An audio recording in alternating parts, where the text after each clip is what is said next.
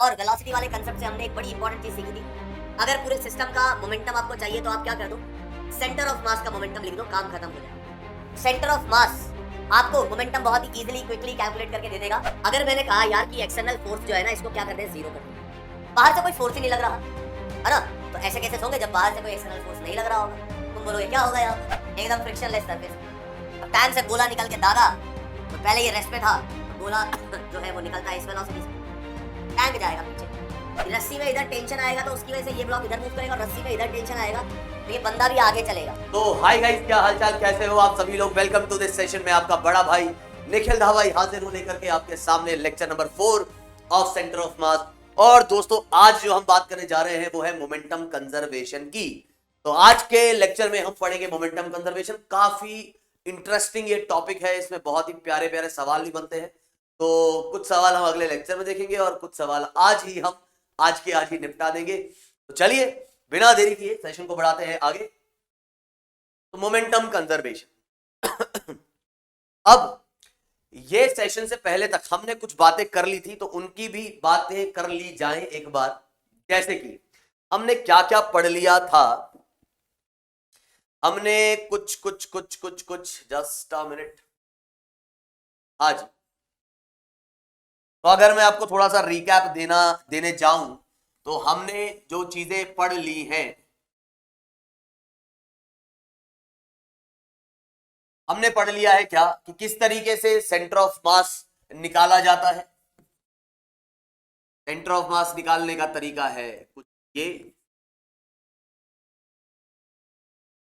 Upon total मास। सीधे बात समझ में आ रही होगी, ठीक है। इसी तरीके से ही आपकी वेलोसिटी, इसी तरीके से ही आपका एक्सेलरेशन निकल जाएगा, और वहां पर जो है बस आरसीएम की जगह वीसीएम आ जाएगा, यहां वी1 आ जाएगा, यहां वीएन आ जाएगा, और ऐसे ही आपका एक्सेलरेशन निकल जाएगा। और वेलोसिटी वाले कंसेप्ट से हमने एक बड़ी इंपॉर्टेंट चीज सीखी थी।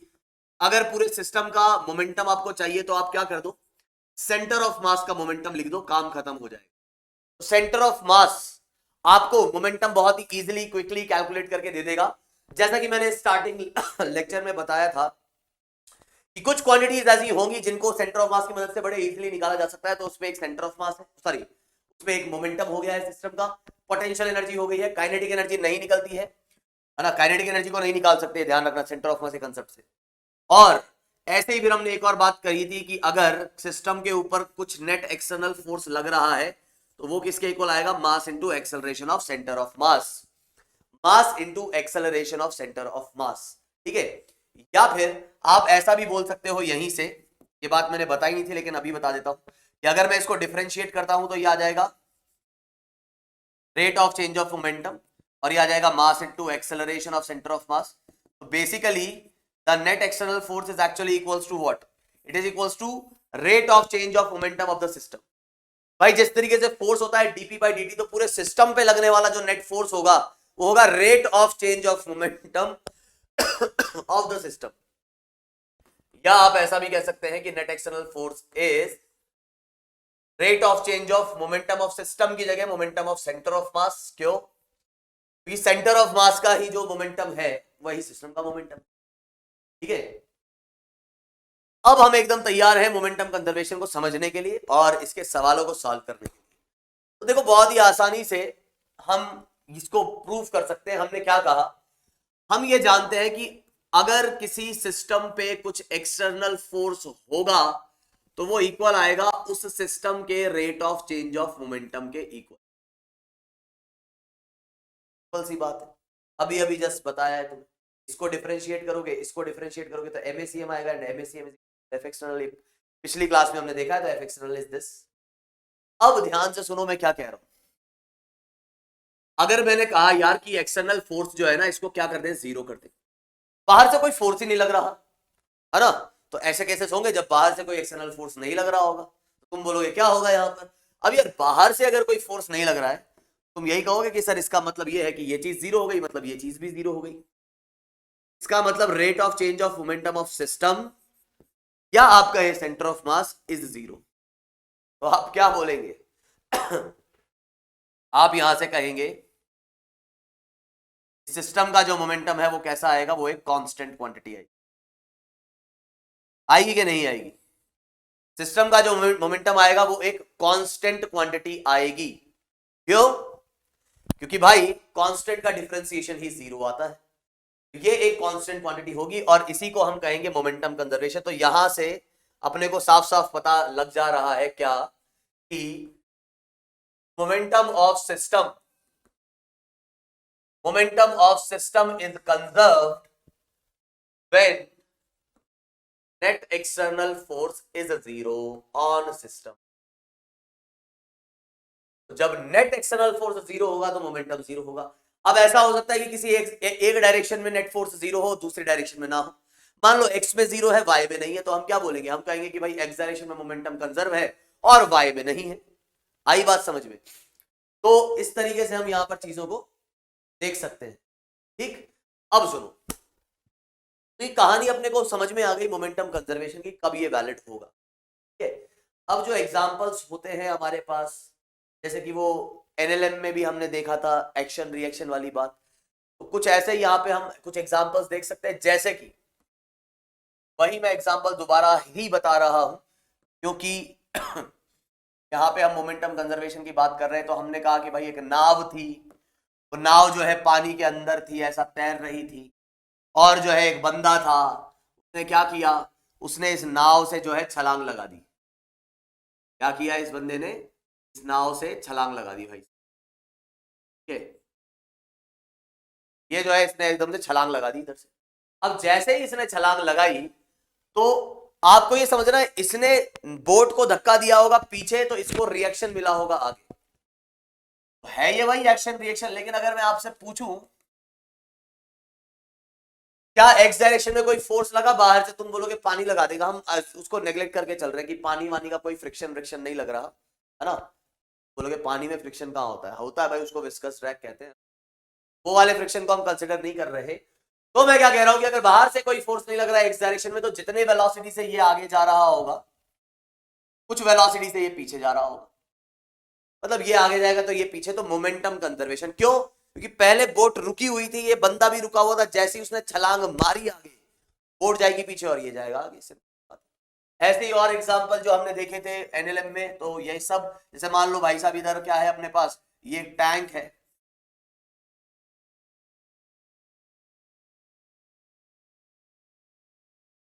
टैंक है, और मान लो एकदम बर्फ की सरफेस पे ये पड़ा हुआ है, एकदम फ्रिक्शनलेस सरफेस है। अब टैंक से गोला निकल के दागा, तो पहले ये रेस्ट पे था, तो गोला जो है वो निकलता है इस वेलोसिटी से, टैंक जाएगा पीछे। क्यों जाएगा पीछे? अगेन इनिशियली अगर आप देखोगे तो टैंक और गोला सब कुछ रेस्ट पे पड़ा है, तो अंदर से जो भी फोर्स लगे वो तो इंटरनल थे। तो अगर गोला आगे जाएगा तो मोमेंटम को कंजर्व करने के लिए इसको पीछे जाना पड़ेगा। क्यों? जिससे कि इनिशियल 0 था अगर मोमेंटम, तो फाइनल मोमेंटम भी 0 रहे। इसलिए इनिशियली मोमेंटम क्या था? 0। अगर वो रेस्ट पे था तो फाइनली मोमेंटम 0 रहे, तो इसलिए ये इधर जाएगा तो ये इधर जाएगा। तो हम यहां से क्या कह सकते हैं कि आप सीधे सीधे ये बोल सकते हो, initial momentum is equals to final momentum.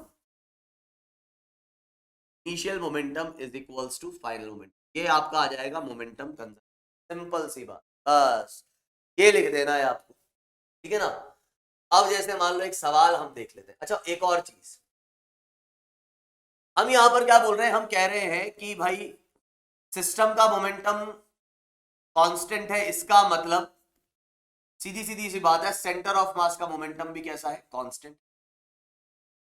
Momentum conservation का मतलब ये हो गया कांस्टेंट है। इसका मतलब क्या हुआ? इसका मतलब ये हुआ कि यहां से आप कह सकते हो velocity of centre of mass is also constant.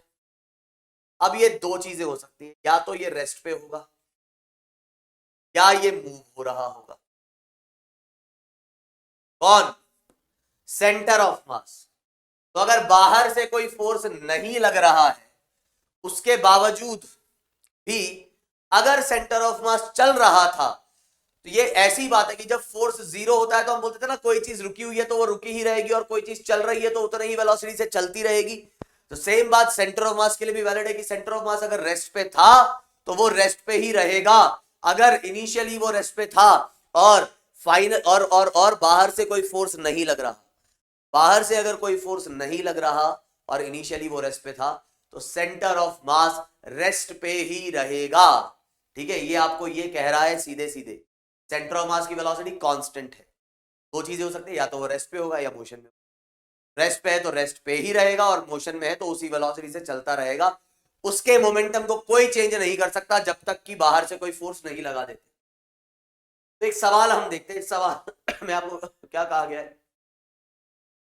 सवाल में कहा गया है कि initially the whole system is at rest और यहां पर एक बंदा है ना,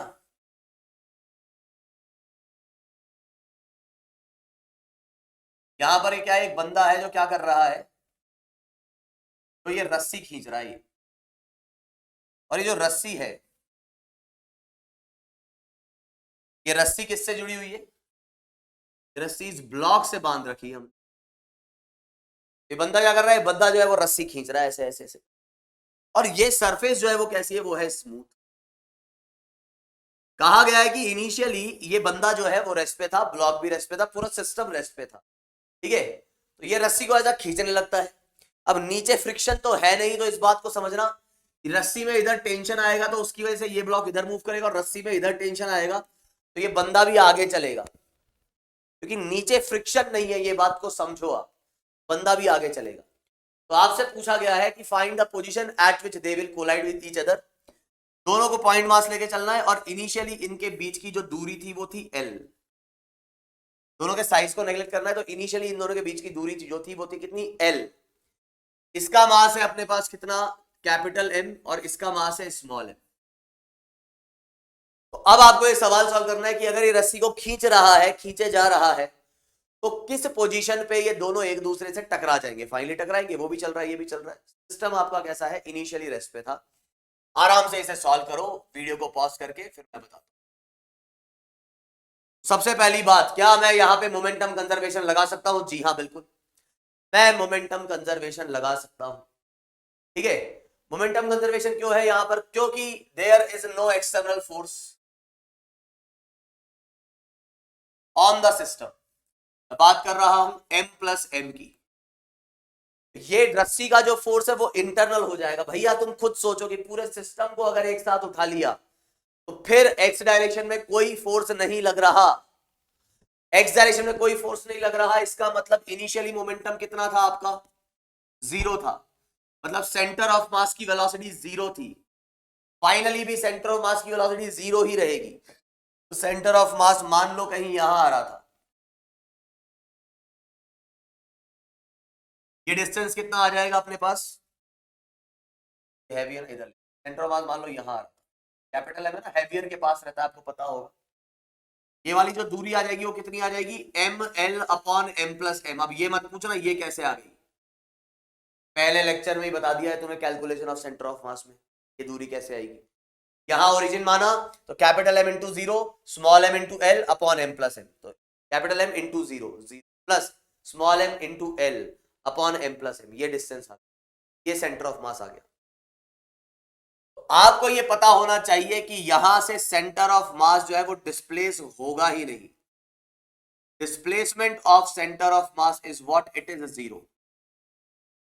क्यों? क्योंकि फोर्स भी, भाई जब फोर्स ही नहीं लग रहा तो सेंटर ऑफ मास डिस्प्लेस नहीं होगा। तो आपको ये बात समझ में आनी चाहिए इस केस में क्या होगा। इस केस में कुछ ऐसा आपको देखने को मिलेगा, सेंटर ऑफ मास तो बिल्कुल भी मूव नहीं होगा और ये बंदा जो है वो कहां आ चुका होगा? वो आ चुका होगा यहां पे। रस्सी को खींचते खींचते जो है ये बंदा आ चुका होगा यहां पे, और ये ब्लॉक जो है, ये ब्लॉक आ चुका होगा कहां? और रस्सी जो है भाई साहब वो तो खिंच के जो है, ऑब्वियस सी बात है, वो तो ऐसा लूज पड़। क्यों होगा ऐसा? क्योंकि यार आप खुद सोचो, अब ऐसा बोलना उसकी हाइट छोटी, ठीक है, आप खुद सोचो कि जहां भी ये मीट करेंगे सेंटर ऑफ मास जो है वो तो हिल ही नहीं रहा। तो ऐसा तो हो नहीं सकता कि सेंटर ऑफ मास के इधर दोनों मीट कर जाए। अगर ये दोनों एक ही जगह पे आ गए तो इनका सेंटर ऑफ मास तो वही होना चाहिए जहां पे ये दोनों है। दोनों को पॉइंट मास मानना था, मैंने बताया था। दोनों को अगर आप पॉइंट मास मान रहे हो तो जहां ये दोनों होंगे वही इनका सेंटर ऑफ मास होगा। और सेंटर ऑफ मास हिल नहीं रहा। क्यों नहीं हिल रहा? क्योंकि एक्सटर्नल फोर्स है नहीं। ये यहां आएगा, ये यहां आएगा, तो ये कितना चलेगा? ये बंदा चलेगा अपने पास ml/m+m। और ब्लॉक कितना चलेगा? ब्लॉक चलेगा कैपिटल ml/m। तो आपसे यहां पे पूछा था पोजीशन कहां पे, तो पोजीशन आपको बता दी गई है, जहां सेंटर ऑफ मास है वहीं पे, मतलब ml/m+m from the initial position of the man. Man से इतना डिस्टेंस, इतने यूनिट्स राइट में, ये दोनों आपस में मिल, सिंपल सी बात है, इसमें कुछ खास नहीं है। एक और सवाल करते हैं। यहां कह रहा है कि initially the whole system is at rest, और यहां एक बंदा था। ये बंदा पहले तो भैया ठीक है रेस्ट पे ही है, ध्यान से सुनना, लेकिन फिर क्या होता है कि ये चलने लग जाता है। ये बंदा पहले रेस्ट पे था, initially the whole system is at rest, ना बंदा चल रहा है ना प्लैंक चल रहा है। और क्या क्या दिया गया आपको? ये सरफेस जो है वो दी गई है स्मूथ। दोनों के बीच में फ्रिक्शन है कि नहीं वो हमको नहीं बताया, लेकिन ये जरूर बोला है कि now man moves from one end to the other. इस एंड से इस एंड पे वो बंदा चल के पहुंच जाता है। और आपको दिया गया है कि इसका जो मास है बंदे का वो है स्मॉल m, और प्लैंक का जो मास है वो है कैपिटल M, और ये जो लेंथ है इस प्लैंक की वो है L। ये इंफॉर्मेशन तुमको गिवन है, और यहां से आपसे क्या पूछ रहा है? यहां आपसे ये पूछ रहा है कि भाई आपको ये बताना है कि जब वो बंदा इस एंड से इस एंड तक पहुंचा है उस दौरान सेंटर ऑफ मास कितना डिस्प्लेस हुआ है। D of centre of mass मतलब displacement, displacement of plank, plank कितना डिस्प्लेस हुआ है, और ऐसे ही वो मैन कितना डिस्प्लेस हुआ। तीनों का डिस्प्लेसमेंट आपको बताना है, इस मैन का, प्लैंक का और सेंटर ऑफ। उम्मीद है इतना तुम समझ गए होंगे, क्योंकि बाहर का सरफेस मतलब ये वाला सरफेस स्मूथ है। अगर मैं ये पूरा सिस्टम उठाता हूं तो इस पूरे सिस्टम पे एक्स डायरेक्शन में कोई फोर्स नहीं है, there is no force in X direction. हो सकता था तो फ्रिक्शन की वजह से होता, तो एक्स डायरेक्शन में कोई फोर्स नहीं है। तो आप कह सकते हो कि m+m के लिए, थोड़ा सा मैं हिंट देता हूं फिर आप सॉल्व करना, m+m के लिए there is no external force in X direction. This implies that momentum of the system in x direction is what? It is 0. Sorry, conserved. और अगर ये कंजर्व्ड है तो आप कह सकते हो कि इनिशियल मोमेंटम और फाइनल मोमेंटम सेम रहेगा। कुल मिला के आप इधर से ये कह सकते हो कि सेंटर ऑफ मास का डिस्प्लेसमेंट रहेगा 0। क्यों? क्योंकि सेंटर ऑफ मास रेस्ट पे है, तो फाइनली भी वो रेस्ट पे रहेगा, सेंटर ऑफ मास नहीं हिलना। क्यों नहीं हिलना भाई? क्योंकि यार आप समझो, बाहर से कोई फोर्स नहीं लग रहा, तो वेलोसिटी सेंटर ऑफ मास की कांस्टेंट रहेगी। साफ दिया गया है कि पहले वो रेस्ट पे था पूरा सिस्टम, इसका मतलब सेंटर ऑफ मास रेस्ट पे, तो फाइनली भी रेस्ट पे रहेगा, कि एक्सटर्नल फोर्स लगा ही नहीं। सेंटर ऑफ मास के मोशन पे अगर कोई असर डालेगा तो एक्सटर्नल फोर्स डाल सकता है, तो नहीं है तो कुछ असर नहीं पड़ेगा उस पर। अब बात ये आती है कि यहां पर प्लैंक और ये मैन, ये दोनों कितना कितना चले होंगे। Displacement of centre of mass तो मैंने आपको बता ही दिया है, आपको बस यहां पे ये बताना है कि ये प्लैंक और ये मैन दोनों कितना चले हैं। अब ध्यान से सुनना, ठीक है? अब तुम कहोगे सर देखो हमको पता है क्या हो रहा है यहां। सर जी हमको ये पता है कि देखो ये प्लैंक था, अरे ये था अपना प्लैंक हुआ। सर जी ये था अपना प्लैंक, और इस प्लैंक पे था एक मैन, और ये जो मैन है भैया चलने लगा। हाँ, ये मैन जो है वो क्या करने लगा? चलने लगा, चलने लगा, भागने लगा, जो भी करने लगा, और ये यहां से यहां पहुंच गया। अब उस दौरान कई जने बोलेंगे सर देखो उस दौरान, क्योंकि मोमेंटम कंजर्वेशन है या डिस्प्लेसमेंट ऑफ सेंटर ऑफ मास 0 है, तो सेंटर ऑफ मास का डिस्प्लेसमेंट तभी 0 हो सकता है जब एक चीज इधर जाए तो दूसरी पीछे आए। मतलब ये कि अगर ये बंदा राइट में चल रहा है, प्लैंक जो है वो एक्चुअली में थोड़ा लेफ्ट में भी आया होगा, प्लैंक लेफ्ट में चला होगा, और ये बंदा कहां पहुंच गया? बंदा पहुंच गया यहां।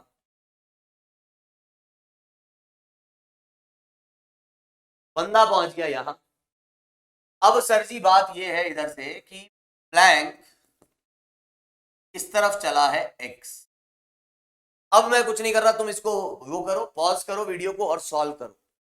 प्लैंक ये x निकालना है आपको, डिस्प्लेसमेंट मैन का निकालना है, सब कुछ निकालना, ठीक है। तो उम्मीद है आपने ट्राई किया होगा, सॉल्व किया होगा, कोशिश की होगी। नहीं बनाया तो भी घबराने की बात नहीं, क्योंकि पहला क्वेश्चन है इस टाइप का, तो ऑब्वियसली चांसेस है नहीं बनेगा, और बन गया है तो बहुत अच्छी बात है। तो मैं क्या कह रहा हूं, ये बंदा यहां से यहां आ गया, तो प्लान तो पीछे आ गया, तो अगर मैं इसको x बोलता हूं तो ये बंदे का डिस्प्लेसमेंट कितना है भाई? तुम कहोगे सर ये पूरा L था ना ये, और ये x है। सर साफ दिख रहा है कि L minus x is the displacement of this बंदा। ध्यान से सुनना, आप डिस्प्लेसमेंट ऑफ सेंटर ऑफ मास जो है तुम्हारा वो है 0, वो क्यों है वो मैं समझा चुका हूं। ऐसे ही displacement of this man is what, it is L minus x with a positive sign, क्योंकि ये इधर है। And similarly displacement of plank, ये कितना आ जाएगा, ये आ जाएगा माइनस एक्स, माइनस क्योंकि डिस्प्लेसमेंट वेक्टर क्वांटिटी तो साइन के साथ रखा जाएगा। तो हम क्या कहेंगे, हम सीधा सा फॉर्मूला लगाएंगे कि भाई displacement of centre of mass is what it is m1d1 plus m2d2 upon m1 plus m2, यही कहते हैं। डिस्प्लेसमेंट कितना है, डिस्प्लेसमेंट है 0, मैन जो है उसका डिस्प्लेसमेंट है L माइनस एक्स। प्लैंक का डिस्प्लेसमेंट कितना है, प्लैंक का डिस्प्लेसमेंट तुम बोलोगे सर ये उल्टा गया है तो माइनस एक्स लिख देंगे यहां पर, और क्या, और नीचे क्या आ जाएगा, कैपिटल M प्लस N। अब हालांकि तुम भी जान गए होंगे कि यार इसका कोई लेना देना था नहीं, वो 0 जाके उधर से मतलब उधर मल्टीप्लाई होकर 0 हो जाएगा। इस वाले नेगेटिव वाली टर्म को इधर ले आता हूं तो ये आ जाएगा प्लस का mx, और ये small m L minus x, और यहां से अब x को मैं इस तरफ ले आता हूं तो ये आ जाएगा capital M plus small m into x, और ये स्मॉल m इंटू, है ना, L मैंने स्मॉल लिया था, स्मॉल l, ये स्मॉल l, ये स्मॉल l, और x की जो वैल्यू आ जाएगी वो आ जाएगी ml अपॉन m प्लस। अब गौर करने वाली बात यहां पर ये है कि ये जो डिस्प्लेसमेंट आया प्लैंक का, ये मेरा पॉजिटिव आ गया, क्योंकि मैंने सही माना था कि प्लैंक पीछे जा रहा है, कि मैंने सही माना था प्लैंक पीछे जा रहा है। तो इस तरीके से आपने एक्स निकाल लिया, और कितने लोगों ने निकाला था खुद से वो बिल्कुल मेरे को कमेंट सेक्शन में बताना, और अगर नहीं निकाल पाए तो कितने लोगों को समझ में आया है ये भी मुझे कमेंट सेक्शन में, ठीक है। अब देखो बात क्या है, कोई कहे कि सर जी यार मेरे को तो पता ही नहीं था कि भाई साहब ये प्लैंक पीछे आएगा, मुझे लगा प्लैंक तो आगे चलना चाहिए था, तो मैंने गलती से प्लैंक को मान लिया कि वो आगे जा रहा है। कोई बात नहीं, अगर आप दूसरी अप्रोच से सॉल्व करना चाहते हो तो वो अप्रोच भी ऐसा नहीं कि आपको परेशान करेगी या आंसर गलत आएगा। मतलब यहां तो देखो बड़ा आसानी से आप बता पा रहे थे कि यार कौन आगे जा रहा है कौन पीछे जा रहा है। कई बार ऐसा आप नहीं कर पाएंगे, कौन आगे जा रहा है और कौन पीछे जा रहा है ऐसा आप नहीं बता पाएंगे। तो फिर आप कहोगे नहीं बता पाएंगे तो हमको कैसे पता लगा कि प्लैंक पीछे जा रहा है कि आगे जा रहा है? कोई दिक्कत नहीं। ये देखो मैं एक दूसरी अप्रोच से इसको सॉल्व कर रहा हूं, दूसरी अप्रोच है तो वही, ऐसा कुछ नहीं कि कंसेप्ट ही अलग है, बस मैंने इस बार क्या मान लिया कि प्लैंक को आगे मान लिया। मतलब अगर तुम गलती से या जान करके गलत कर देते हो, गलत से मतलब यह है कि तुम्हें पता था कि भाई साहब प्लैंक जो है वो तो किधर जाना चाहिए था, प्लैंक तो पीछे जाना चाहिए था, लेकिन तुमने बोला कि नहीं मैं तो भाई गलती करूंगा। तो हमने क्या बोल दिया, हमने कह दिया जो ये प्लैंक है, ये जो प्लैंक है ये कितना चल गया, हमने कह दिया कि ये प्लैंक जो है ये पहुंच चुका है कुछ यहां। कितना चल चुका है ये प्लैंक, मैंने कह दिया ये x चल गया। गलती से मैंने गलत ले लिया भाई, या चला करके मैंने गलत ले लिया, है ना। तो हमने कहा कि भाई ये x जो है प्लैंक इतना चल गया, तो बंदा कितना चला होगा? तुम बोलोगे बंदा कितना चला होगा? सर ये x है ये l है, तो बंदा जो चला होगा वो आएगा l प्लस एक्स, कोई दिक्कत है ही नहीं। लेकिन अभी भी ये ध्यान रखो कि displacement of centre of mass तो 0 ही आएगा। तो हम कहेंगे m1d1, हम कहेंगे m2d2 upon m1 plus m2। Displacement of centre of मास क्या लिखेंगे हम लिखेंगे भाई साहब 0। m1 की जगह क्या लिखूंगा मैं, मास ऑफ बंदा, और डिस्प्लेसमेंट ऑफ दैट बंदा। और फिर मैं प्लैंक की बात करूंगा तो m2 की जगह लिखूंगा मैं मास ऑफ दिस फंटा, है कि नहीं? फंटा बोलते हैं ना इसको, प्लैंक को फंटा। फंटा हिंदी में तो भाई हम फंटा ही बोलते हैं, बाकी तुमको हमारा पता नहीं तुम क्या कहते हो।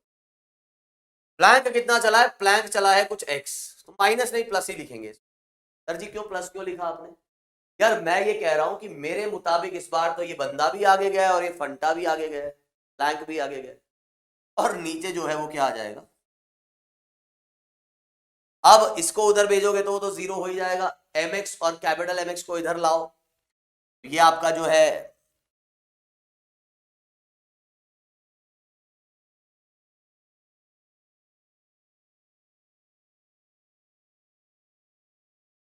ये इधर आया तो माइनस आ गया, और ये कितना आ गया? ये आ गया ml।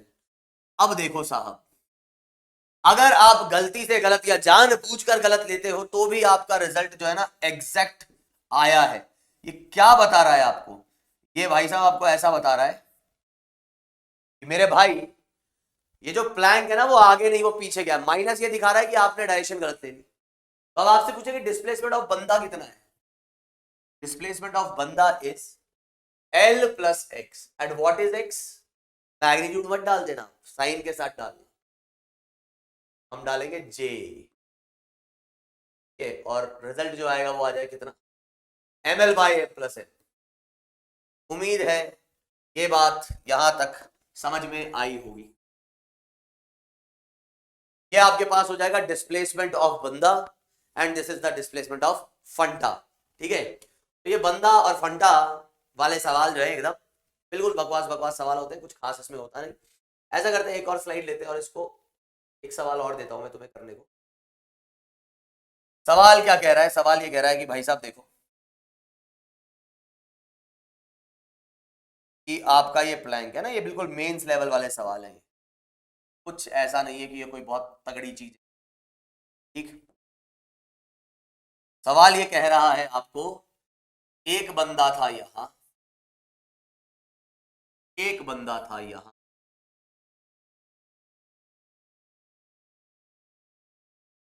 तो कहा मैंने ए, और चलो एक और बंदा ले लेते हैं, ये था बी और ये था। आपको ये दिया गया है कि ये बंदा है 60 kg का, ये बंदा है मान लो 20 kg का, ये बंदा है कुछ 30 kg का, और ये जो प्लैंक है वो है 40 kg। प्लैंक का मास आपको दे दिया 40, और ये जो दूरी है, सॉरी प्लैंक की जो लेंथ है वो आपको दे दी है 10 मीटर। ये प्लैंक की लेंथ दे दी। अब आपको यहां क्या कहा गया है? सवाल ये है कि भैया find the displacement of plank if, लिख लेना अगर तुम लिखना चाहो तो, कि भैया, हाँ भैया जरूर लगाना लिखते वक्त, ठीक है, भैया find the displacement of plank if A और मतलब if they moves A B, if A B and C moves in such a way. कैसे? कि ए जो है वो किसकी पोजीशन पे चले गया है?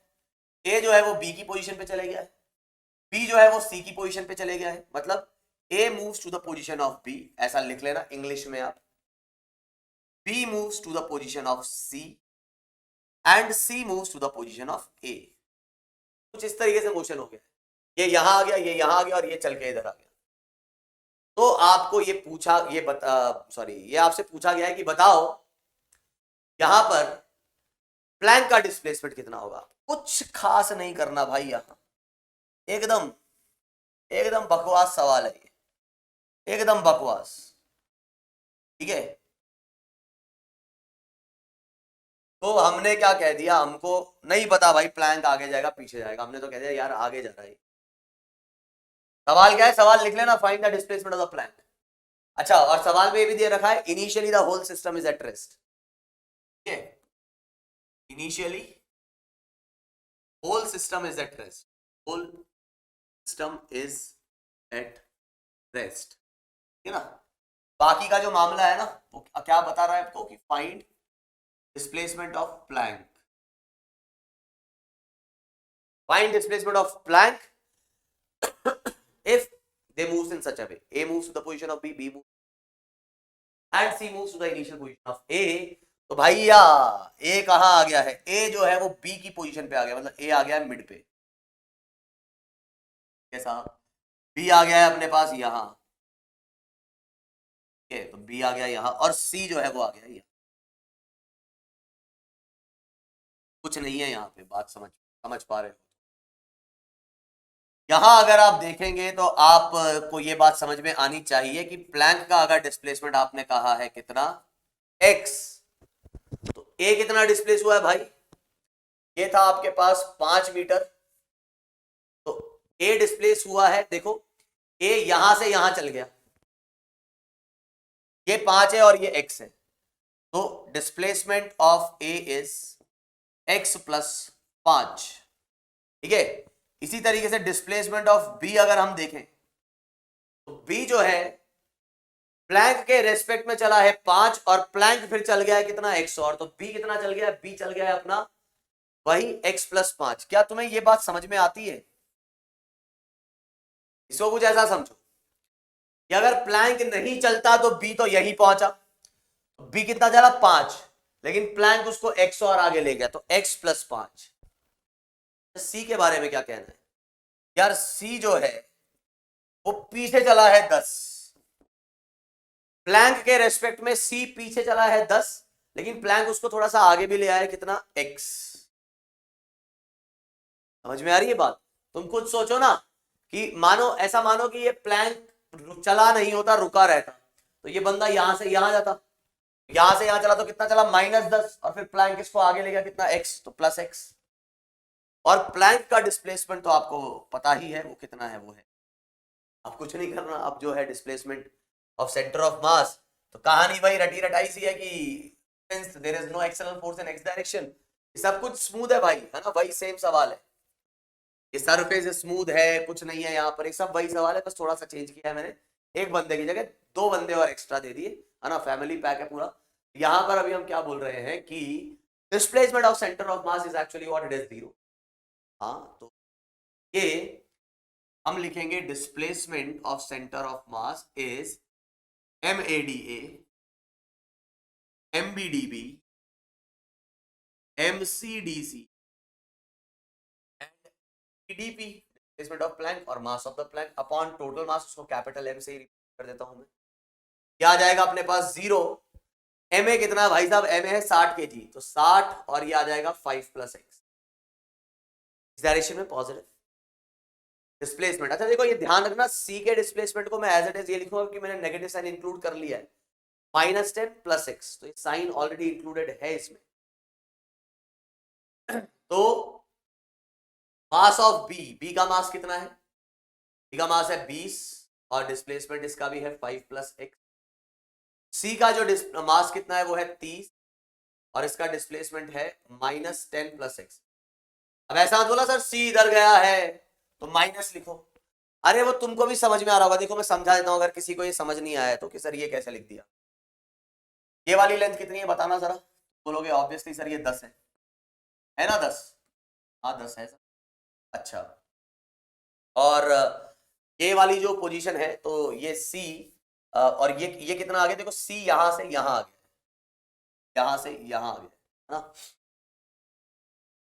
बेसिकली अगर मैं आपसे पूछूं सी कितना चला होगा इस तरफ, इस डायरेक्शन में, मतलब ये 10 और ये x, आप बोलोगे सर ये वाला जो दूरी है ना, ये वाली दूरी कितना सी चला है, जो आ रहा है 10 - x, मतलब शायद बहुत बच्चों को ऐसा लग रहा होगा सर सी तो जो है 10 - x चला है, क्योंकि ये 10 और ये x, तो 10 में से x हटा दोगे तो ये डिस्टेंस आ जाएगी, समझ में आ रही है ना बात, ये वाली डिस्टेंस ले रहा हूं मैं, इससे नहीं, ये 10 थी डिस्टेंस ये वाली, मुझे ये डिस्टेंस पता करनी है, ये गैप x है और ये गैप 10 है, 10 में से x हटा दिया तो कितना आ जाएगा 10 - x। तुम बोलोगे इधर ऐसा क्यों लिखा है भाई, क्योंकि मैंने साइन के साथ लिखा है, डिस्प्लेसमेंट कैसा है इसका, इस डायरेक्शन में, तो क्या लिखोगे, minus of minus 10 minus x, sorry minus of 10 minus x, minus और ये हो जाएगा प्लस, माइनस ऑफ 10 माइनस, क्या आ जाएगा माइनस 10 प्लस एक्स।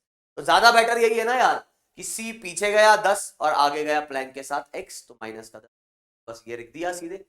और अब मैं क्या लिखने वाला हूं, प्लैंक की बात करने वाला हूं, तो प्लैंक के लिए हम क्या कहेंगे, प्लैंक के लिए हम कहेंगे यहां पर ये 40 और इसका डिस्प्लेसमेंट x अपॉन टोटल मास, वो आपको पता ही है वो कितना है, वो है 0। तो यहां से अगर आप देखेंगे तो ये आ जा रहा है अपने पास, जो जो कट रहा है वो काट दो भाई, तो ये 0 0 0 0 ये सब कट कुटा गया। अब क्या आ रहा है, 6x 2x 8x 8 और 3 11 और 11 प्लस 4 15,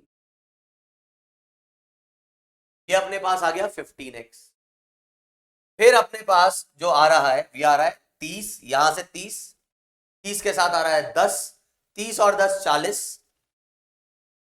6 5 30, 2 5 10, 30 और 10 40, माइनस 30, तो 40 माइनस 30 प्लस का 10, ये आ गया प्लस का 10 इज एक्स, जो आ गया वो आपके पास आ गया विद नेगेटिव साइन। नेगेटिव ये दिखा रहा है यहां पर कि हमने डायरेक्शन गलत मानी है, ये प्लैंक पीछे ही जाएगा। पॉजिटिव ये दिखाता कि भाई डायरेक्शन आपने सही मानी। तो इस तरीके से आप जो है इस टाइप के सवालों को निपटा सकते हो, ये एकदम रद्दी सवाल है, रद्दी, इसमें कुछ खास नहीं है। आइए अगले सवाल को देखते हैं क्या बोला गया है यहाँ। एक रॉड है, इसका ये पॉइंट ए ये पॉइंट बी और कुछ ये एंगल थीटा पे ऐसा टिकी हुई है। अब ऐसा तुम वो जानते ही हो यार, ऐसा असलियत में थोड़ी ना कोई रॉड ऐसा हवा में झूली सकती, ऑब्वियसली किसी ने पकड़ा हुआ होगा। तुम्हें बताया गया है कि ये सरफेस स्मूथ है और रॉड जो है ऐसा टिकी हुई थी और इसको छोड़ दिया। अभी जैसे इसको छोड़ोगे ये रॉड जो है फाइनली हॉरिजॉन्टल हो जाएगी, जमीन पे आके लेट जाएगी। तो आपसे ही पूछ रहा है, rod is released from rest from the shown position, then find the value of displacement of center of mass, displacement of point A, displacement of point B till it becomes horizontal, becomes horizontal। मतलब rod कैसी हो जाएगी, जब horizontal हो जाएगी तब तक, उस मोमेंट तक ए का कितना डिस्प्लेसमेंट हो चुका होगा, बी का कितना डिस्प्लेसमेंट हो चुका होगा और सेंटर ऑफ मास का कितना डिस्प्लेसमेंट हो चुका होगा, ये आपसे पूछा जा रहा है। और क्या दिया है, और ये दिया गया है कि ये वाली जो लेंथ है वो है एल। ये रॉड है, इसको यहां से छोड़ दिया, छोड़ने के बाद आपसे पूछ रहा है ए बी और सी का डिस्प्लेसमेंट, सी मतलब सेंटर ऑफ मास, कितना होगा when it becomes horizontal, when it becomes, that is ground पे, या चलो समझ गए होंगे ना, पे ये बताना है इसमें, ठीक है ना। अब तुम अपने हिसाब से सोचो समझो, जो करना है वो करो, देखो कहां पर जो है किस डायरेक्शन में फोर्स नहीं है, किस डायरेक्शन में फोर्स है। अच्छा, रिलीज किया है रेस्ट से, इसका मतलब पूरी रॉड रेस्ट पे थी, तो सेंटर ऑफ मास भी रेस्ट पे था, है ना। फिर ध्यान से जवाब देना, आराम से सोच समझ के, और ध्यान रखना किस डायरेक्शन में फोर्स 0 है, किस डायरेक्शन में फोर्स नहीं है 0। पॉज कर लो, सॉल्व कर लो। अब मैं बात करता हूं सबसे पहले यहां पर कि फोर्स किस डायरेक्शन में 0। एफबीडी अगर आप बनाने बैठेंगे तो आपको साफ साफ समझ में आ जाएगा कि एक तो एमजी लग रहा होगा नीचे और एक नॉर्मल लग रहा होगा ऊपर, और ऑब्वियसली क्योंकि ये रॉड नीचे आ रही है तो एमजी और नॉर्मल एक दूसरे को बैलेंस नहीं कर रहे मेरे भाई,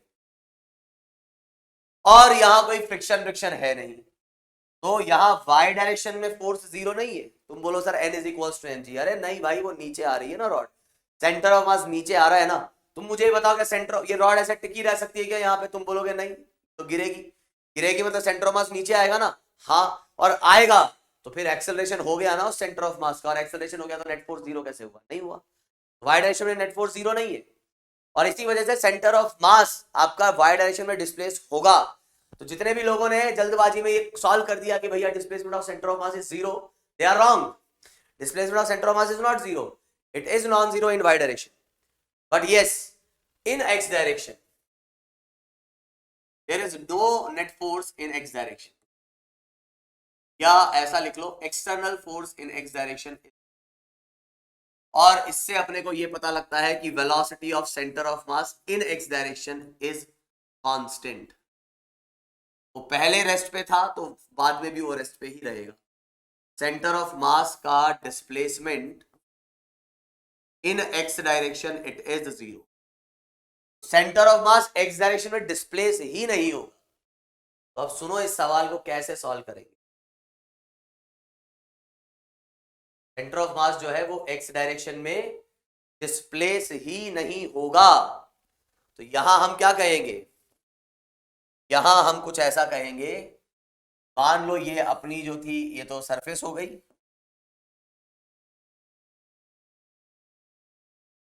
ये जो थी वो रॉड थी, रॉड थी। अब हम क्या कह रहे हैं कि ये जो रॉड है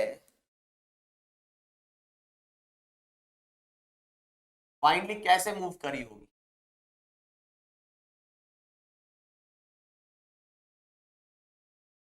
ये कुछ ऐसे मूव की होगी, इसका जो सेंटर ऑफ मास है ना, समझना बात को,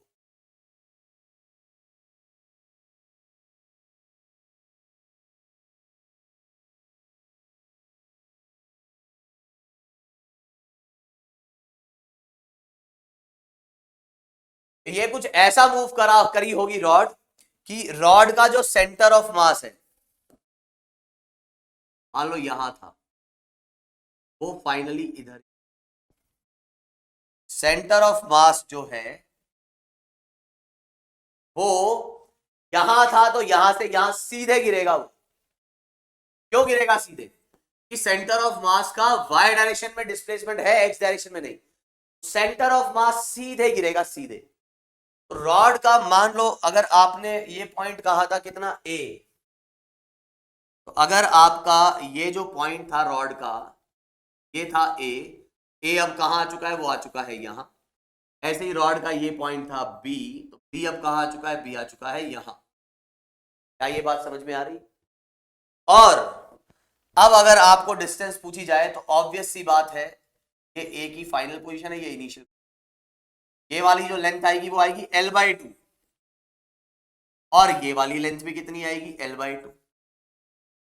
भाई सेंटर ऑफ मास तो रॉड के मिड में ही आएगा, और ये लेंथ जो थी अपने पास वो थी l/2, ये एंगल आपके पास थीटा था, तो ये वाली जो लेंथ आएगी वो कितनी आएगी, वो आएगी l/2 cos थीटा। क्या ये बात समझ में आ रही है, ये लेंथ l/2 तो ये लेंथ आ रही है l/2 cos थीटा। तो ऐसे ही अगर मैं यहां से परपेंडिकुलर ड्रॉप करता हूं तो ये वाली लेंथ भी आपकी कितनी आ जाएगी, l/2 cos थीटा।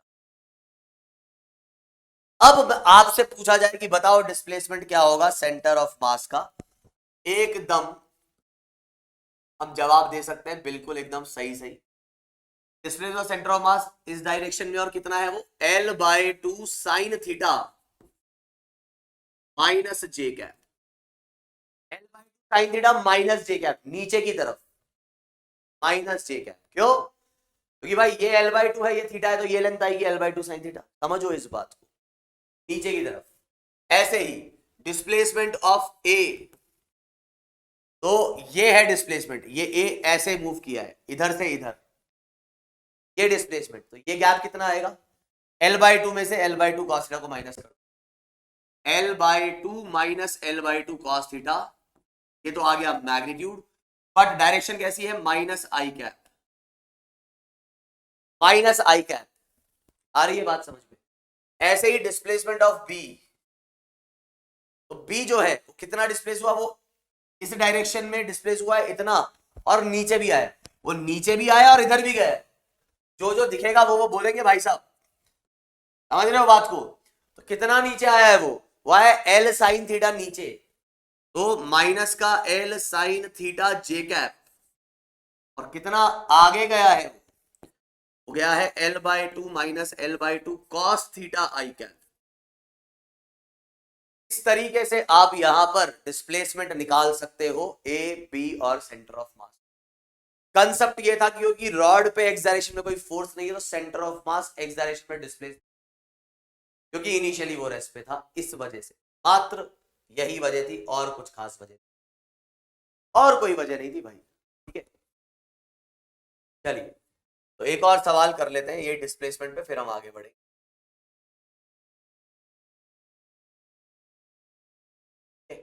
एक और सवाल कर लेते हैं। आपको यहां पे कुछ क्या दिया गया है, आपको कुछ ये चीजें दी गई हैं कि एक बलून है, एक ऐसा ये बलून है,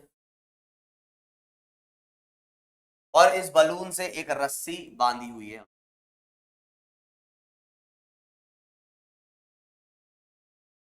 एक बलून है और इससे एक रस्सी बांधी हुई है। इस बड़ा सा बलून है, इस बलून पे जो है एक बंदर लटका हुआ है भाई साहब।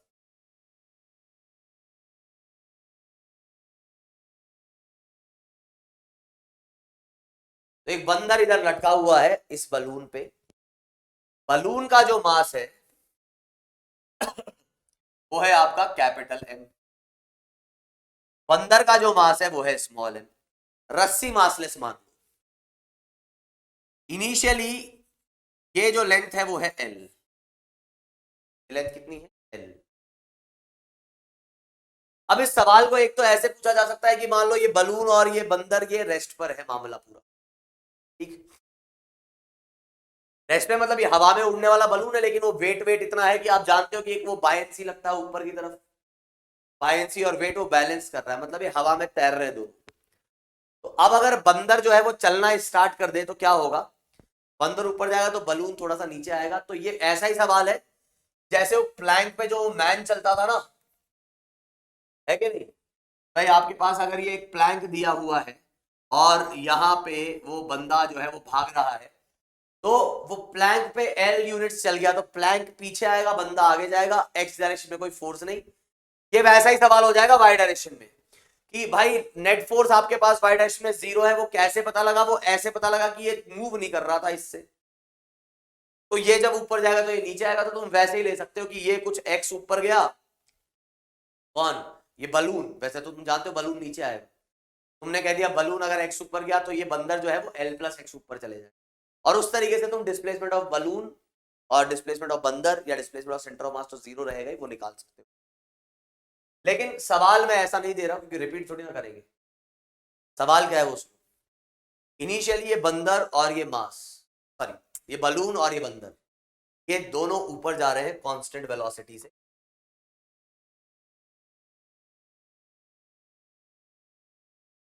कितने वेलोसिटी से ऊपर जा रहे हैं, ये जा रहे हैं यू से, पूरा सिस्टम यू से ऊपर जा रहा है जो कि एक कांस्टेंट। आप कह सकते हो initially the whole system is moving with a constant velocity u as shown। अब होता क्या है कि now this monkey starts running with a velocity of u metre पर second with respect to the rope. तो सुनना, हम कह रहे हैं कि initially the whole system is moving with velocity, whole system is moving with velocity u. Now monkey starts climbing up the rope, climbing up the rope with relative velocity u या with u metre पर second relative to rope. रोप के respect में वो u से चलने लग जाता है। ध्यान से सुना, रोप के रेस्पेक्ट में वो कितने, आपसे यहां पूछा जा रहा है देन फाइंड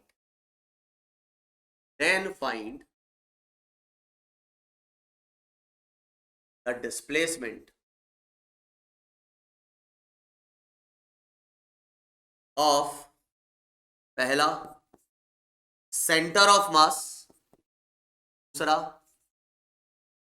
मंकी, तीसरा बलून। बलून की स्पेलिंग की गारंटी हम नहीं लेते, ठीक है। तो बलून, मंकी और सेंटर ऑफ मास, इन तीनों का डिस्प्लेसमेंट बताना है।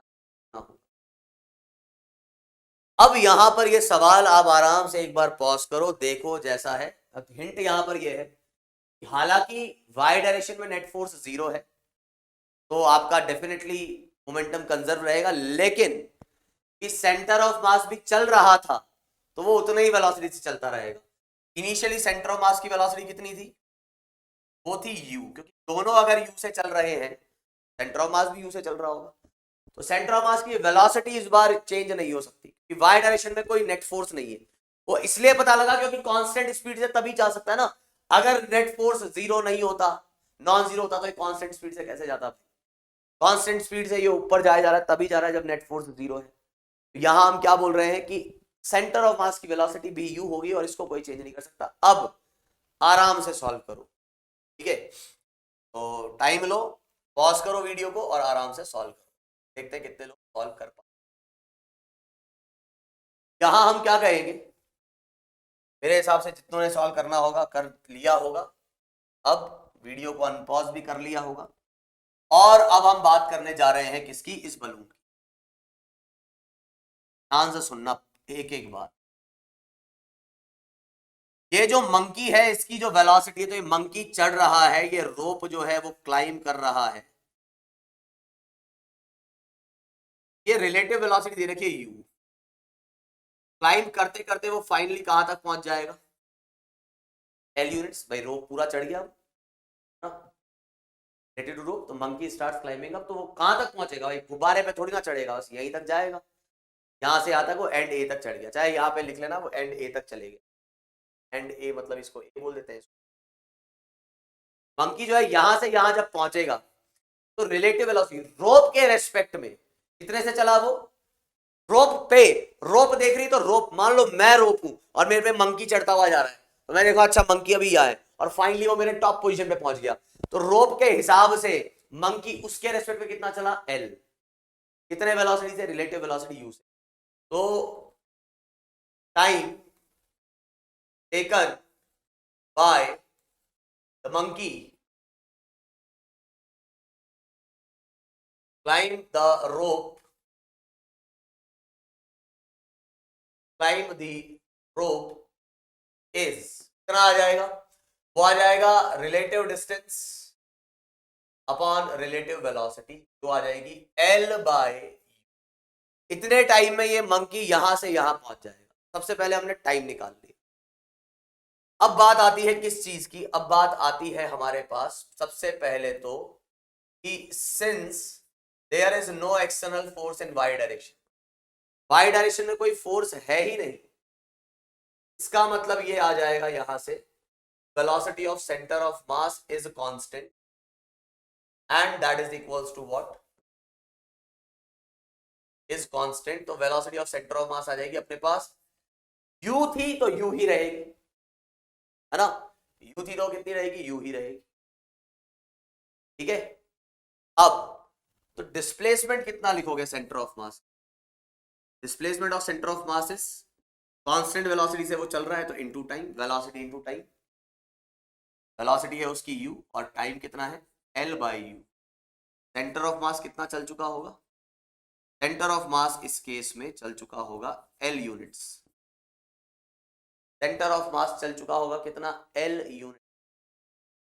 और आपको क्या करना है? अब मैंने मास वास बता दिया था, तो आपको करना क्या है? अब आपको यह देखना है कि भाई centre of mass L unit चल चुका है, तो भाई आप इस बात को समझे, अगर बलून पूरा सिस्टम मान लो इधर ऐसा चल चुका है ना, जगह नहीं है इसलिए मैं ज्यादा ऊपर तक नहीं लेके जा रहा हूं। बंदर कहां पहुंच चुका है? बंदर भी यहां पहुंच चुका है, बंदर यहां पहुंच चुका है। आप इस बात को समझे क्या? बंदर अगर यहां पहुंच चुका है तो हम क्या कहेंगे कि भाई अगर ये बलून कितना ऊपर चला है? कुछ x। बलून कितना ऊपर चला है? x। बंदर कितना ऊपर चला है? बंदर चला है L प्लस x। आई क्या बात समझ में? अगर ये बलून ऊपर चला है x तो बंदर कितना चला है? L plus x। और फिर हम यही लिखने जाएंगे यहां से कि displacement of centre of mass, displacement of centre of mass is m1 d1 plus m2d2 upon m1 plus m। तो भाई इस बार displacement of centre of mass is not zero, it is L ऊपर की तरफ। तो ये आएगा L ऊपर की तरफ। m1 कितना है? m1 है बंदर, कितना चला है? वो चला है L प्लस एक्स, तो ये आ गया L plus x. Balloon, balloon कितना चला है? बलून चला है कैपिटल M, शायद बलून लिया है हमने, तो ये आ जाएगा x, बलून x चल, कैपिटल M ही लिया है ना हमने इसको। तो बंदर का डिस्प्लेसमेंट, तो इस बार जीरो नहीं करेंगे, ये गलती नहीं करनी थी यहाँ। और नीचे क्या आ जाएगा? ये आ जाएगा small m plus capital M। क्या ये बात समझ में आ रही है? इस तरीके से यहां पर अब जाके आप क्या कर सकते हैं? अब जाके आप x की वैल्यू निकाल सकते हैं। ये पूरी चीज को इधर ले आओ, ये L है अपने पास, ठीक है। यहां से अपने पास क्या आ जा रहा है? ये आ जा रहा है ml प्लस कैपिटल ml, इधर से आ जा रहा है ये small ml plus small m plus capital m इन x। स्मॉल ml से स्मॉल ml कट गया, और x की जो वैल्यू आ गई वो कितनी आ गई? वो आ गई ml अपॉन m। ये जो है अपने पास क्या आ गया? डिस्प्लेसमेंट ऑफ प्लैंक, ठीक है। तो ये डिस्प्लेसमेंट ऑफ प्लैंक आ गया। उम्मीद है ये बात समझ में आई होगी। यहां कुछ खास हमने नहीं किया। तो ये इस बार पॉजिटिव आया है भाई, तो ये क्या दिखा रहा है कि सही में वो ऊपर ही गया, पॉजिटिव आया। तो बलून कितना चला होगा? बलून चला होगा कुछ ml बाय m प्लस इतना ये बलून चला, ठीक है। और अगर इसकी बात करें तो ये कितना चला होगा? मैन की, मंकी देख लो, मंकी कितना चला होगा? मंकी अगर तुम देखोगे तो मंकी जो चला है वो चला है L प्लस एक्स। एक्स कितना है? ml upon m plus m। ये आ रहा है आपके पास, है ना। मंकी कुछ इतना चला है। यहां से हम क्या बोलेंगे? मंकी कितना चला भाई? मंकी चलेगा अपने पास m plus 2m upon m plus m। क्या आ जाएगा अपने पास? Displacement of monkey. ये मंकी का डिस्प्लेसमेंट। कुल मिला के ये आपका जो है आंसर आ जाएगा। बस इस तरीके से सॉल्व हो जाएगा। कहने का मतलब ये था कि भाई अपना जो सेंटर ऑफ मास है वो जब डिस्प्लेस होगा तो उस केस में कुछ ऐसे कहानी बनेगी। अब ये जो टाइम निकाला उसमें तुम कंफ्यूज मत होना, तो रिलेटिव के कंसेप्ट से निकाला है कि रोप पे बंदर, रोप के हिसाब से बंदर यू से चल रहा था और उसने एल यूनिट चली, तो इतना डिस्टेंस वो कवर करेगा। एक बार मैं टाइम देख लेता हूं। मेरे हिसाब से यहां तक बातें आपको समझ आ रही होंगी। आगे बढ़ते हैं, आगे बढ़ते हैं और देखते हैं ये सवाल। ये सवाल आपको क्या कह रहा है? A projectile is fired from a gun at an angle of 45, अच्छा, with horizontal and with a speed of 20 meter per second relative to the ground. At the highest point in its flight, the projectile explodes into two fragments of equal mass. ये सवाल मैंने आपको कल theory में आपको समझाया था, है ना, जब मैंने बात करी थी कि net force is equals to mass into acceleration. तो सेंटर ऑफ मास का एक्सेलरेशन वो होता है, तो net force is governing the motion of centre of mass. तो कह रहा हाईएस्ट पॉइंट पे इसके दो टुकड़े हो जाते हैं, जिसमें से एक टुकड़ा जो है वो कैसा आता है? वो इक्वल मास का है। तो कह रहा है नहीं, one fragment comes to rest just after explosion. How far from the gun does the other fragment land assuming a horizontal ground? तो हम क्या बोलेंगे कि आपने जब इसको फेंका, कितने से फेंका है भाई? 20 मीटर पर सेकंड से। कितने एंगल से फेंका है? 45 डिग्री से। ये कुछ ऐसा जाएगा जाएगा जाएगा जाएगा जाएगा जाएगा जाएगा और ऐसा फाइनली गिर जाएगा। तो इसके टॉप मोस्ट पॉइंट पर क्या हो गए? दो टुकड़े हो गए इस पार्टिकल के। तो इसकी वेलोसिटी कितनी थी? 20 cos 45। 20 cos 45 आ जाएगा 10√2 मीटर पर सेकेंड। इतनी वेलोसिटी इसकी थी। अब इसके एक्सप्लोजन के बाद हो गए दो टुकड़े। एक टुकड़ा जो था m/2 वो तो रेस्ट पे आ गया, वो तो सीधे ऐसे नीचे गिर जाएगा। और कहां गिर जाएगा? गिर जाएगा r/2 पर। और दूसरा टुकड़ा है उसको इधर ही जाना होगा। क्यों जाना होगा इधर? कि भाई आप देखोगे एक्स डायरेक्शन में कोई फोर्स नहीं है एक्सटर्नल। एक्स डायरेक्शन में मोमेंटम आपका कंजर्व रहेगा। क्या ये बात समझ में आती है? just before explosion and just after explosion, momentum in x direction will remain unchanged. क्यों? क्योंकि x डायरेक्शन में कोई फोर्स नहीं है. आप ये कह सकते हो कि वो जो m मास था, just before and after collision, momentum in x direction is same. Even y direction में भी सेम रहेगा, क्योंकि वो भाई एक्सप्लोजन होने में ऐसा नहीं कोई 5 सेकंड लग जाते हैं, 5 सेकंड तक वो फूटता ही रहा बम. बिल्कुल जस्ट इंस्टेंटेनियसली वो ब्लास्ट हो जाता है. और इंस्टेंटेनियसली अगर वो ब्लास्ट हो रहा है, इसका मतलब ये है कि फोर्स, जो ग्रेविटी का फोर्स है, वो इतने जल्दी मोमेंटम में कोई असर डाल नहीं सकता. समझ रहे हो बात? मतलब इसको फूटने में कितना टाइम लगेगा, dt.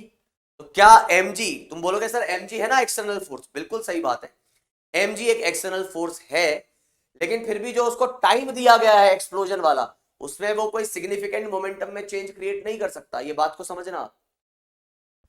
mg y डायरेक्शन में लग रहा है, मैं मानता हूं, एक्सटर्नल फोर्स है यहां, मैं मानता हूं, लेकिन फिर भी ड्यूरिंग कोलिजन, मतलब just before and after collision, you can conserve the momentum in y direction also. क्यों? क्योंकि mg वो एक स्मॉल फोर्स है, तो छोटे से टाइम इंटरवल में वो कोई मोमेंटम में बहुत तगड़ा चेंज प्रोड्यूस नहीं करेगा. यहां से यहां तक मोमेंटम कंजर्वेशन नहीं लगा सकते, लेकिन इसी पॉइंट पर just before and after collision, explosion, you can apply momentum conservation. आप क्या बोलेंगे कि इनिशियली ये जो था वो कितने स्पीड से जा रहा था? ये जा रहा था 10√2 से. दूसरा वाला पार्टिकल जो m/2 था वो तो आ गया रेस्ट पे, और एक पार्टिकल जो है वो मान लो v वेलोसिटी से जा रहा है. मुझे नहीं पता ये वेलोसिटी कितनी. आराम से मोमेंटम कंजर्वेशन से ये समझ में आ जाता है. यहां पर ये जो वेलोसिटी आएगी वो कितनी आएगी? वो आएगी 20√2. ये जो है वो 20√2 से जाएगा. अगर ये बात नहीं समझ में आई है तो मैं कहूंगा चलो अभी को जाने दो, अभी आगे समझ में आ जाएगी. इस सवाल में तो तुमको मैं पहले ही बता चुका हूं, क्योंकि आप बस ये जानो कि इसकी वेलोसिटी एक्स डायरेक्शन में ही रहेगी. दोनों के y कंपोनेंट है ही नहीं, तो जितना टाइम ये गिरने में लगाएगा उतना ही टाइम ये यहां से कहीं आगे गिरने में लगाएगा. दोनों साथ साथ यहां तक ग्राउंड तक पहुंचेंगे. तो सेंटर ऑफ मास तो अभी भी अपने पोजीशन पाथ को मेंटेन किए हुए होगा. Centre of mass parabolic path पे मूव कर रहा होगा. ये पिछले सेशन में मैं समझा चुका हूं.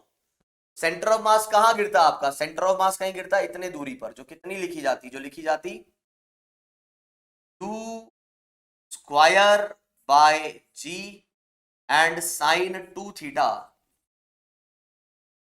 ये आपके पास कितना आ जाता? ये आ जाता आपके पास भाई 40 मीटर. 40 मीटर की दूरी पर ये गिरता. ये कितना आ जाएगा? ये आ जाएगा 20. ये भी कितना आ जाएगा? 20. तो सेंटर ऑफ मास तो अभी भी यहीं गिरेगा. सेंटर ऑफ मास के मोशन पे कोई असर ही नहीं पड़ेगा. तो सेंटर ऑफ मास कहां गिरेगा? सेंटर ऑफ मास गिरेगा यहां. आधा मास पड़ा है यहां, बाकी का आधा कहां होगा? 20 मीटर आगे. सेंटर ऑफ मास आधा आधा मास है तो मिड पॉइंट पे होगा. तो आपसे पूछ रहा है assuming how far from the gun does the other fragment land. जिसकी वेलोसिटी नॉन जीरो है वो 20, 20 और 20 कितना आ गया अपने पास? 60 मीटर की दूरी पर वो जाके गिरेगा. ये आपको समझ में आना चाहिए, है ना. ये वाली बात अगर नहीं समझ में आई तो कोई दिक्कत नहीं, लेकिन ये समझ में आना चाहिए कि वो सेंटर ऑफ मास पाथ को नहीं छोड़ेगा तो वो इतना दूर जाएगा. बाकी उस वेलोसिटी को कैसे निकाला मैंने वैसे मोमेंटम कंजर्व कर दिया.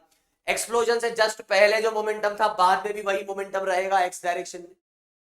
ये mass total into velocity total in of x direction, and velocity of first particle is zero and other is non zero, तो वो नॉन जीरो निकल गई सॉल्व करके. इस तरीके से आप कुछ यहां पर चीजों को सॉल्व कर सकते हैं.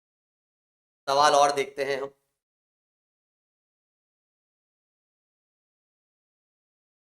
कुछ सवाल और देखते हैं इसी टाइप के.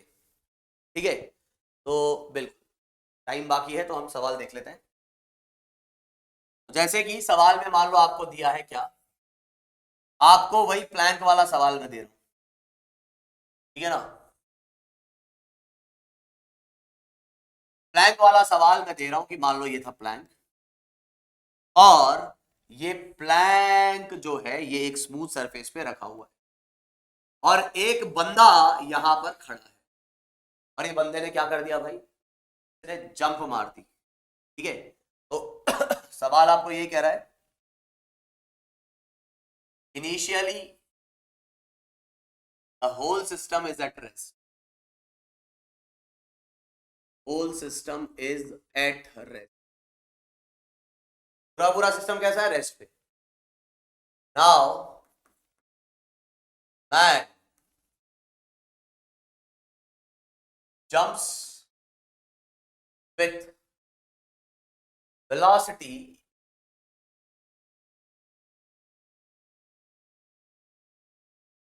u, then find velocity of center of mass and velocity। ये आपको बताना है क्या होगा इस, ये तो बहुत ही आसान सवाल है। अगेन क्या कहा गया है यहाँ पे कि पहले ये रेस्ट पे है और फिर उसके बाद क्या होता है कि ये भाई साहब कूद जाते हैं, ये बन गए सुपरमैन, कूद गए यहां से, कूद गए, कूदे कितने वेलोसिटी से, v वेलोसिटी से, और वो v वेलोसिटी u वेलोसिटी से, और वो डायरेक्शन है कुछ ऐसी। अब ये जो वेलोसिटी दी है आपको, ये दी है विद रेस्पेक्ट टू अर्थ, इस बात को समझना। क्या ऐसा करते हैं यार, पहले ये कुछ ऐसे था तो हुआ क्या, हुआ कुछ ये कि ये जो बंदा था वो क्या कर जाता है, वो कूद जाता है। ये बंदे ने क्या लगा दी भाई साहब, इसने कितने से, तो ये जो है वो पीछे जाएगा, ये बात आपको समझ में आनी चाहिए। क्यों जाएगा पीछे, क्योंकि ये इधर कूदा है तो ये इधर पीछे जाएगा to conserve the momentum. Why, क्योंकि एक्स डायरेक्शन में अभी भी कोई एक्सटर्नल फोर्स नहीं है, ये वाला सरफेस हमको स्मूथ ही लेके चलना है, this surface is actually smooth, कोई एक्सटर्नल फोर्स नहीं है तो अपना क्या रहेगा, मोमेंटम कंजर्व रहेगा। Since F external is 0, therefore आप यहां पर क्या कर सकते हो, सिस्टम का मोमेंटम कर सकते हो कंजर्व। और आप क्या कहेंगे, और आप यहां पर कहेंगे अगर इनिशियल मोमेंटम आपका है कुछ p इनिशियल, फाइनल मोमेंटम और इनिशियल आपस में एक दूसरे के इक्वल, इनिशियली कोई नहीं चल रहा था इसलिए 0, फाइनली ये बंदा कूद गया कितने से, u से, इसका मास मान लो m और इसका मान लो कैपिटल M, क्या होगा, ये स्मॉल m का जो मोमेंटम है वो आएगा mu, मतलब दे रखा है, ये सब कुछ गिवन है, ये गिवन है, ये गिवन है, ये गिवन है, ये निकालना है आप, बाकी सब कुछ गिवन। ये इधर से इधर कूद गया और इसका जो मोमेंटम आएगा प्लैंक का वो आएगा माइनस का mv। क्यों आएगा माइनस का mv, भाई वो इधर जा रहा है। यहां से हम क्या कहेंगे, यहां से हम कहेंगे mu is equals to mv and v is what it is, mu by m, v जो आएगा वो कितना आएगा, वो आएगा mu by m। ये आपके पास वेलोसिटी ऑफ दिस प्लैंक होगी after jump, just after the jump. ठीक है, तो ये इस तरीके से चलता है। अब इसी सवाल को थोड़े अलग तरीके से पूछा जा सकता है। अच्छा आप बोलोगे sir velocity of centre of mass तो वो तो रहेगी, क्यों रहेगी वेलोसिटी ऑफ सेंटर ऑफ मास 0, क्योंकि सिस्टम इनिशियली रेस्ट में था, फाइनली भी रेस्ट में रहेगा, तो सेंटर ऑफ मास नहीं हिलेगा भाई, सेंटर ऑफ मास नहीं हिलेगा। अब इसी सवाल को कुछ अलग तरीके से भी कई बार पूछ लेते हैं, और वो अलग तरीका क्या है, बोलेगा initial the whole system is at rest, now the man jumps with relative velocity u, बस इतना सा चेंज दे दिया, क्या, रिलेटिव वेलोसिटी u। अब जो वेलोसिटी है वो विथ रेस्पेक्ट टू अर्थ नहीं दी गई है, विथ रेस्पेक्ट टू प्लैंक दी गई है, ये बात आपको, अच्छा बाकी ये m और ये कैपिटल M, ये बात आपको अब समझ में आनी चाहिए। अगर कुछ ऐसा यहां हो जाता है, ये जो बंदे की वेलोसिटी आई, ये इस बार विथ रेस्पेक्ट टू अर्थ नहीं है, this is the velocity of this बंदा विथ रेस्पेक्ट टू पंठा, पंठा नहीं सॉरी फंटा, फंटा, बंदा विथ रेस्पेक्ट टू फंटा, मतलब स्मॉल m, प्लैंक के रेस्पेक्ट में बंदे की वेलोसिटी, ये आपको कितनी दी गई है, ये आपको दी गई है u, तो इस बार रिलेटिव वेलोसिटी। और ये प्लैंक जो है वो पीछे जा रहा होगा, ऐसे कुछ। आप अब इस बात को समझे कि यहां जब आप मोमेंटम कंजर्वेशन लगाएंगे तो आप विथ रेस्पेक्ट टू अर्थ लिखनी है ना आपको वेलोसिटी।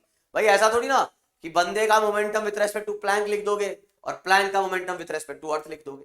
भाई प्लैंक का विथ रेस्पेक्ट टू अर्थ लिख रहे हो तो बंदे का भी विथ रेस्पेक्ट टू अर्थ ही लिखना होगा। तो ये क्या लिखा हुआ है, ये हम जानते हैं from the concept of relative motion. This is Vm velocity of बंदा माइनस वेलोसिटी ऑफ फंटा, है कि नहीं?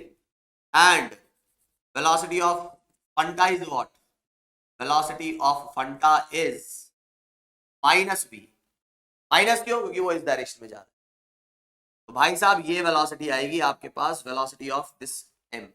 इसको आप ऐसे भी देख सकते हो, फंटे ने क्या देखा, इस प्लैंक ने क्या देखा? प्लैंक ने देखा कि वो u से जा रहा है, तो प्लैंक क्या नहीं देख पा रहा है? वो खुद की वेलोसिटी नहीं देख पा रहा है। अब ऐसा होता है ना सर पहले ये कूद जाएगा, उसकी वेलोसिटी तो बाद में आएगी। अरे भाई जैसे ही ये कूदेगा वैसे ही उसकी वेलोसिटी है। जब इसकी कुछ वेलोसिटी नहीं थी तो उसकी भी कुछ वेलोसिटी थी, जैसे ही इसकी नॉन जीरो हुई उसकी भी नॉन जीरो हुई। तो चलते हुए उसकी वेलोसिटी उसको u दिख रही है। ऐसा मत बोलना सर लेकिन प्लैंक तो रुका हुआ था, तो जो u वेलोसिटी आएगी वो तो विद रेस्पेक्ट टू अर्थ ही हो गई ना। भाई जब प्लैंक रुका हुआ है तो वो भी रुका हुआ है, जैसे ही उसको वेलोसिटी आई तो प्लैंक भी चलने लग गया। प्लैंक को जब वेलोसिटी दिख रही है उस वक्त प्लैंक भी चल रहा है मेरे भाई। तो प्लैंक ने देखा u, प्लैंक क्या नहीं देख रहा? खुद की वेलोसिटी, तो खुद की वेलोसिटी ऐड करेगा। तो आप सीधे भी ऐसा कह सकते थे कि u तो इधर था ही और प्लैंक खुद की वेलोसिटी ऐड करेगा। रिलेटिव दी होती है और विद रिस्पेक्ट टू अर्थ निकालनी होती है तो हम ऐड करते हैं, तो u पॉजिटिव और v नेगेटिव। इस तरीके से हम यहां पे मामला यहां लिखेंगे और बाकी तो अब कहानी वही है। क्या initial momentum is equals to final momentum. Momentum is equal what? Final momentum. Initial momentum है कितना? इनिशियल मोमेंटम था 0। फाइनल मोमेंटम कितना है? फाइनली m जो है वो कूद गया कितने से? u minus v। और प्लैंक जो है वो कितने से? वो चले गया माइनस।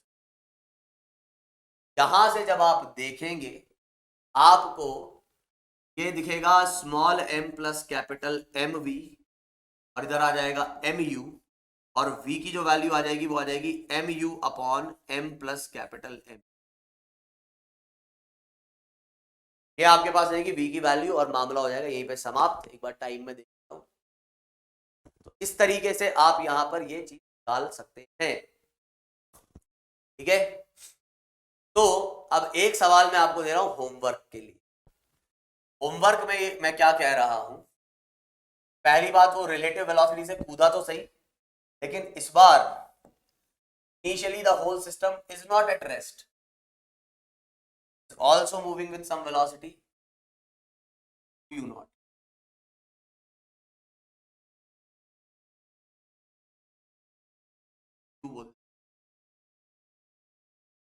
with u ऐसे चल रहा है कि पूरा सिस्टम इनिशियली प्लैंक भी और बंदा भी, और वो रिलेटिव वेलोसिटी u से। ठीक है, और आपको यहां पर कैपिटल m, चलो कैपिटल m, और ये रिलेटिव वेलोसिटी से कूदता है जो u है।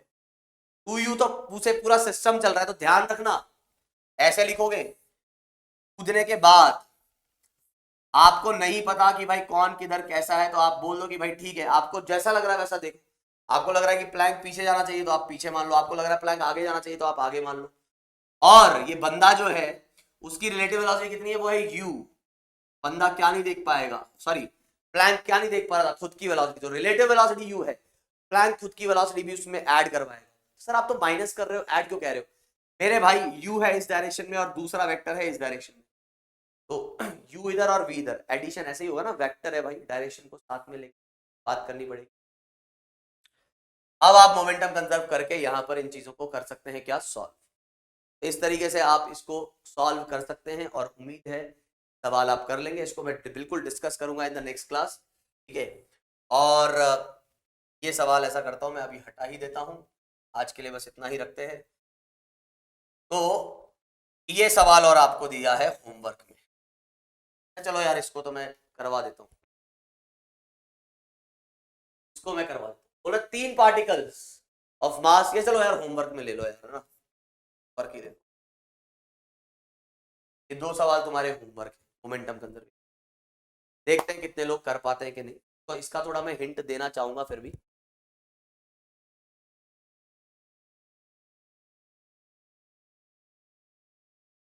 इसका मैं थोड़ा सा हिंट देना चाहूंगा। हिंट क्या है?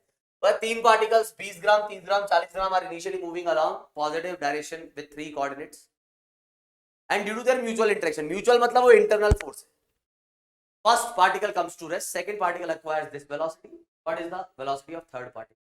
तो आप ये ध्यान रखना कि पार्टिकल्स का म्यूचुअल इंटरेक्शन की वजह से जो भी आ रहा है वो चेंज आ रहा है, इनिशियल मोमेंटम और फाइनल मोमेंटम सेम रहेगा। फैक्टोरियली लिख देना, ऐसा नहीं तुम x में अलग लगाओ, y में अलग लगाओ, z में अलग, एक साथ सीधे लिख देना initial momentum in X Y Z equals to final momentum in X Y Z. आज के लिए होता है बस इतना ही, बाकी कहानी हम देखेंगे इन द नेक्स्ट क्लास। तब तक के लिए बाय, तब तक के लिए बाय, टेक केयर, जय Hind and have a nice day. तो मिलते हैं इन द नेक्स्ट क्लास, ठीक है, तो बाय गाइस।